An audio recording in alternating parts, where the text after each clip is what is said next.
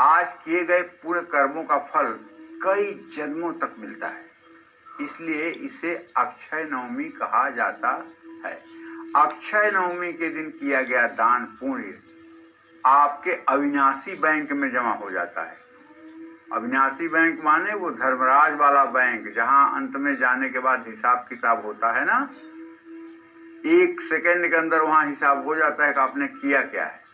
अगर आंवला नवमी के दिन आपने पुण्य किया है, अगर आंवला नवमी के दिन आपने परोपकार किया है, आंवला नवमी के दिन अगर आपने देवी देवताओं की पूजा उपासना साधु संतों की सेवा की है, तो आप मान के चलिए कि अगर आप इसका प्रचार नहीं करेंगे तो अविनाशी बैंक में आपका सारा पुण्य जमा हो जाएगा, जो आपको सुंदर गति देगा, इसमें कोई संदेह नहीं है।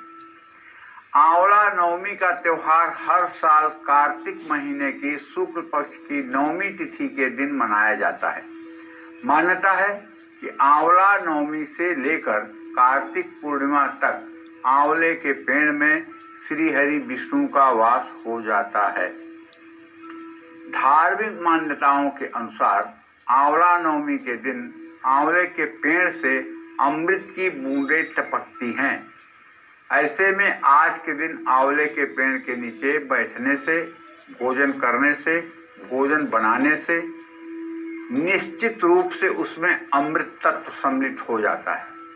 मान्यता है कि आंवला नवमी के दिन भगवान विष्णु ने कुष्मांड नाम के राक्षस का वध किया था।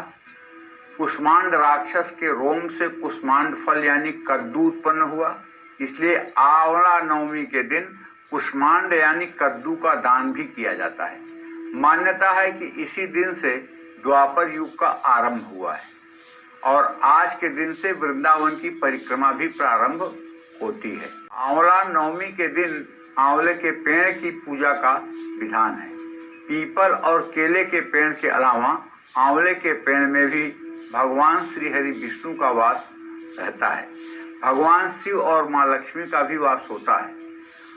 आंवले के पेड़ की पूजा करने से भगवान शिव, भगवान विष्णु दोनों देवताओं का आशीर्वाद मिलता है।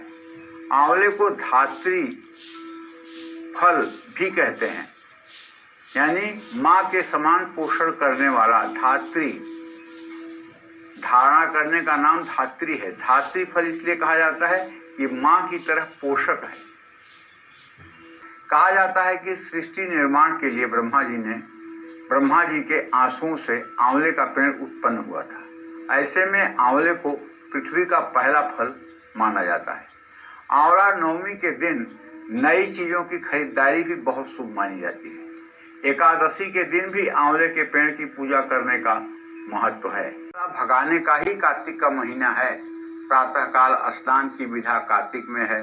सूर्य पूजा का विधान कार्तिक में है। डाला छठ जो इतना ज्यादा मतलब कि पवित्र त्योहार है, वो कार्तिक के महीने में है।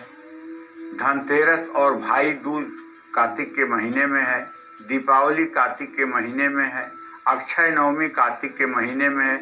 और जगत के पालनहार त्रिभुवन के स्वामी श्री हरि विष्णु का जागरण भी कार्तिक महीने में है। और तुलसी का विवाह भी कार्तिक महीने में है।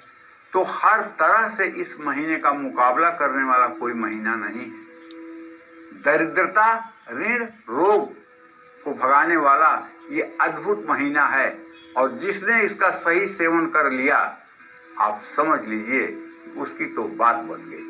कि जल से स्नान करने से दरिद्रता दूर होती है। आंवले का दर्शन, स्पर्श, नाम का उच्चारण करने से भगवान श्री हरि विष्णु की कृपा प्राप्त होती है। जिस स्थान पर आंवला होता है वहां भगवान विष्णु का भी वास माना जाता है। ऐसे स्थान में ब्रह्मा जी और स्थिर लक्ष्मी भी रहती हैं।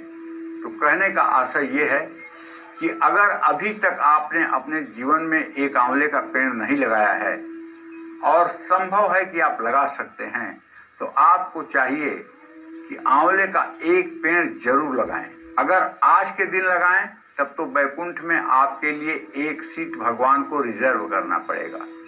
और अगर आज नहीं लगाएंगे, किसी दूसरे दिन लगाएंगे तो भी पुण्य मिलेगा, लेकिन जो पुण्य आज आंवले को लगाने का है वो दूसरे दिन नहीं है। आंवले के पेड़ की पूजा आपको प्रारंभ करनी चाहिए। आंवले के पेड़ की जड़ में ओम धात्रे नमः इस मंत्र का जप करते हुए जल और दूध अर्पित करना चाहिए। पितरों का तर्पण भी करना चाहिए। पेड़ पर हल्दी से स्वास्तिक का चिन्ह अनामिका उंगली से बनाना चाहिए। आंवले के पेड़ के चारों ओर कच्चा सूत ढीला ही लपेटना चाहिए। आंवला नवमी की कथा पढ़नी चाहिए या सुननी चाहिए।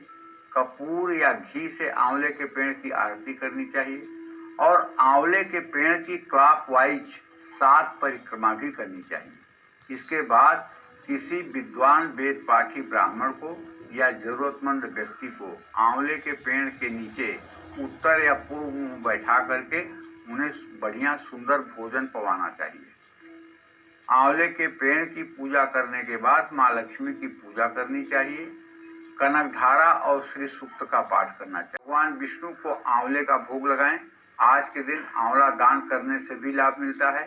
आंवले के पेड़ के नीचे भूखे व्यक्ति को बिठाकर भोजन कराना चाहिए। आज के दिन आंवले के पत्तों पर हल्दी से स्वास्तिक बनाकर अपने घर के मुख्य द्वार पर तोरण की तरह इसे लगाना चाहिए। आंवले के बीज को एक कपड़े में लपेटकर अपने तिजोरी में रखना चाहिए। इससे धन लाभ होता है। आंवले का पेड़ लगाने से राजसूय यज्ञ के बराबर फल मिलता है। शुक्ल पक्ष की पंचमी के दिन अगर कोई महिला आंवले के पेड़ के नीचे बैठकर पूजा करती है वो सौभाग्यशालिनी होती है। पक्ष या शुक्ल पक्ष की एकादशी तिथि पर जो व्यक्ति आंवले के रस से स्नान करता है उसके पाप ताप का नाश हो जाता है। इस तरह के कष्टों से मुक्ति पाने के लिए सप्तमी तिथि के दिन आंवले का दान करना चाहिए। हर दिन आंवले के पेड़ की पूजा करने से ब्रह्मा विष्णु और महेश के साथ माँ लक्ष्मी की भी कृपा मिलती है। घर में सुख सौभाग्य का वास हो इसके लिए रविवार, शुक्रवार, प्रतिपदा, षष्ठी, नवमी, अमावस्या और संक्रांति के दिन आंवले का सेवन नहीं करना चाहिए, लेकिन अक्षय नवमी के दिन कर सकते हैं।